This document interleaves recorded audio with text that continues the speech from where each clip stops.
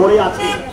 শুধুমাত্র একটা সংখ্যার জন্য আজকে 100 নয়, 1000 নয়, লক্ষ লক্ষ শিক্ষার্থীদের আজকে বঞ্চিত হচ্ছে তাদের মৌলিক অধিকার থেকে। আজকে মাত্র একটা সংখ্যার জন্য আমাদের সাধারণ শিক্ষার্থী ভাই এবং বোনদেরকে একটা মামলা নয়, পর পর 2টা মিথ্যা মামলা দেওয়া হয়েছে। আমরা করোনার 2.5 বছর আমাদের জীবন থেকে বিনা কম্পিটিশনে আমরা করোনায় 2.5 বছর আমরা অতিক্রম করেছি। মাননীয় প্রধানমন্ত্রী সহ রাষ্ট্র ব্যবস্থায় প্রত্যেকটি সেক্টরকে করোনায় প্রণোদনা দিয়েছে।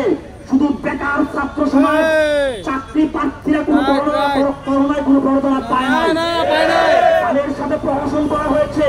কি প্রহসন করা হয়েছে? যাদের কোনো ক্ষতিগ্রস্ত হয় নাই করোনায়, তাদেরকে আমরণী একটা ব্যাকডেট নামক প্রহসন দেওয়া হয়েছে। আমি আর এই ব্যাকডেটের কোনো সুবিধা পাই নাই।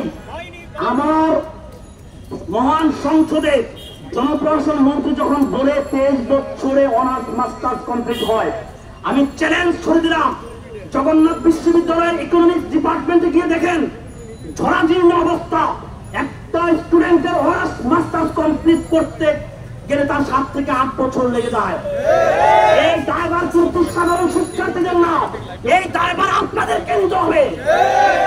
আমি আরো বরিষ্ঠ কণ্ঠে প্রতিবাদ করতে চাই। যারা বলছেন এই 35 সংখ্যার কোটি কয়েক মানুষের দাবি, আপনি আজকের ডয়েস বেলে ইউটিউবে কমিউনিটি যে সেক্টরে বয়স বৃদ্ধির পক্ষে 35-এর পক্ষে জরিপ করা হয়েছে, খালেদ মহিউদ্দিন ভাই 57,000 ভোট দিয়েছে শিক্ষার্থীরা। এখানে কিন্তু ভোট কেউ দেয় না, শুধু শিক্ষার্থীরা দিয়েছে। তার মধ্যে 82% 35-এর পক্ষে। আপনাদের আর কি জরিপ লাগবে বলেন? ইন্ডিপেন্ডেন্ট টিভি আপনারা যখন প্রথম জরিপ করেছিলেন সেখানে 30,000 ভোট হয়েছিল, 93% 35-এর পক্ষে ভোট দিয়েছে। প্রথম যখন জরিপ করা হয়েছে সেখানে প্রায় 40,000 শিক্ষার্থী ভোট দিয়েছে, সেখানে 70% 35-এর পক্ষে ভোট দিয়েছে। সারা বাংলাদেশে এখনো 35 আন্দোলন কিন্তু ছড়িয়ে ছিটিয়ে আমরা দিতে পারি নাই। এটা হয়তো আমাদের ব্যর্থতা। যখন এই আন্দোলন সারা বাংলাদেশে স্কুলিং হয়ে উঠবে, আপনি শুধু 70% নয়, 96% নয়, আবার হচ্ছে 82% নয়, আমার মনে হয় 35-এর পক্ষে 99% ইনশাআল্লাহ।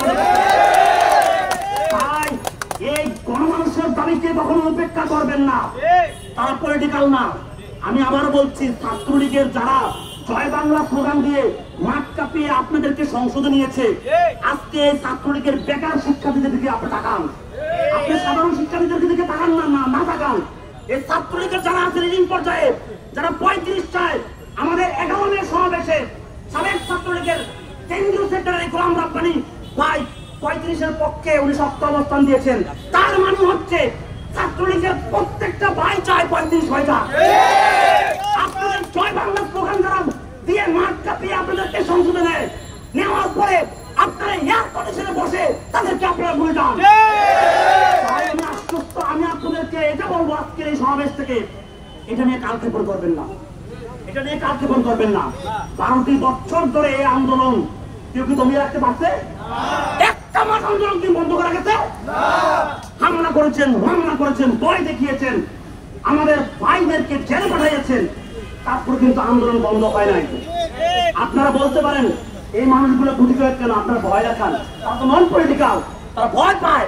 তাদের শিক্ষার্থী একটা, সে কখনোই এইসব মাঠ পর্যায়ে এসে আন্দোলন করতে অভ্যস্ত না, তারপর তাদের নিজের রিজিকের তাগিদে তারা আসে। সেখানে ভয় ঢুকিয়ে দেন, আপনারা আশ্বস্ত করেন ভয় ঢুকাবেন না, তাহলে লক্ষ লক্ষ শিক্ষার্থীর জনস্রোত হবে। প্রিয় ভাইয়েরা আমার, সাংবাদিক ভাইদেরকে আমি বলছি, আজকে আমাকে যারা শুনছেন, যে সমস্ত 35-85 ভাই এবং বোনেরা শুনছেন, লজিক অনেক দেওয়া যায়, লজিক অনেক পাওয়া যায়।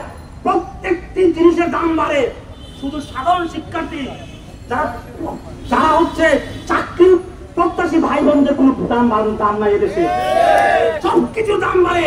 কিন্তু আমাদের যে ডিমান্ড, আমাদের যে বনের দামি, আমাদের যে প্রাণ দামি 12 বছর ধরে জুড়ে আছে, সেটা নিয়ে কোনো কর্ণপাত হয় না।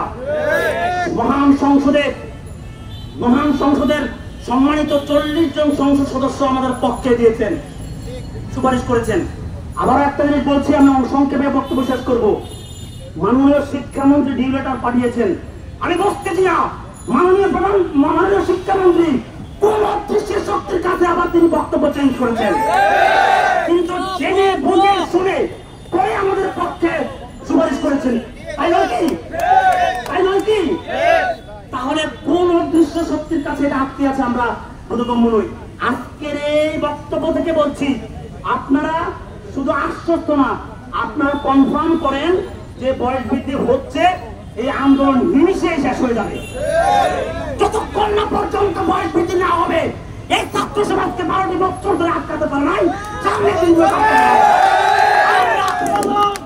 পুলিশ দিয়ে আন্দোলন বন্ধ করা যাবে না, হামলা করে আন্দোলন বন্ধ করা যাবে না, মামলা দিয়ে আন্দোলন বন্ধ করা যাবে না, মামলা দিয়ে আন্দোলন বন্ধ করা যাবে না, হামলা করে আন্দোলন বন্ধ করা যাবে না। আমি শেষ বক্তব্য, আজকে আপনাদেরকে অনুরোধ করব, সাংবাদিক ভাইরা আমাদের পাশে, সুশীল সমাজ আমাদের পাশে, যত কলামিস্ট মিডিয়া ব্যক্তিত্ব এবং যারা মনে প্রাণে ছাত্রদের ভালো চায় তারা আমাদের পাশে। সেই প্রেক্ষাপট থেকে আজকে ডয়েস বেলেট রাত 9:35 পক্ষে একটা টকশোর আয়োজন করা হয়েছে। সারা বাংলাদেশে এই টকশো ছড়িয়ে দিবেন। 35 নামক কমেন্ট করে আপনার কমেন্ট বক্সকে গণজোয়ারে পরিণত করবেন। আমরা দেখিয়ে দিতে চাই, আমরা গণদাবিতে গণজোয়ারের মাধ্যমে 35 দাবি বাস্তবায়ন করে ইনশাআল্লাহ রাজপথ ছাড়বো, আমরা রাজপথ ছাড়বো না। এই বলে আমি আমার বক্তব্য শেষ করছি। দেখা হবে রাজপথে, কথা হবে স্লোগানে, দাবি বাস্তবায়ন না হওয়া পর্যন্ত আমরা রাজপথ ছাড়বো না।